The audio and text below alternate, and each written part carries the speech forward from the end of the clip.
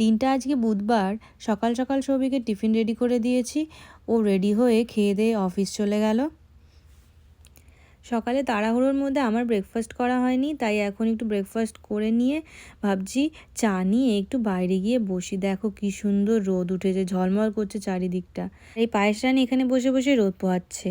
ততক্ষণ পোহাবে যতক্ষণ না ওর গরমে জিভ বেরিয়ে যায়। তারপর ঘরে ঢুকে খাটের তলায় ঠান্ডার মধ্যে গিয়ে বসে ঘরের যাবতীয় সমস্ত কাজ সেরে নিয়ে আমি স্নানে যাব। তার আগে দেখছি দুপুরে খাবারে আছে এই চিকেন সুবলাকি, যেটা আমি সৌভিককে বানিয়ে দিয়েছি, যেটা আমার খেতে একদম ইচ্ছে করছিল না। আমার খেতে ইচ্ছে করছিল সবজি দিয়ে ফেনা ভাত, তাই সেটা একটু চালে ডালে আর সবজি দিয়ে বসিয়ে দিয়ে ওটা বানিয়ে আমি স্নানে চলে গেলাম। এসে পুজো দিয়ে তারপর খেতে বসলাম। দেখো একদম মনের মতো লাগছে দেখতে আমার। এইরকম ফেনা ভাত ধোয়া ওঠা সাথে বাটার আর ডিম সেদ্ধ আমার ভীষণ ভীষণ ফেভারিট। আমার মতো কারা কারা আর ভালোবাসো কমেন্টে অবশ্যই জানাও।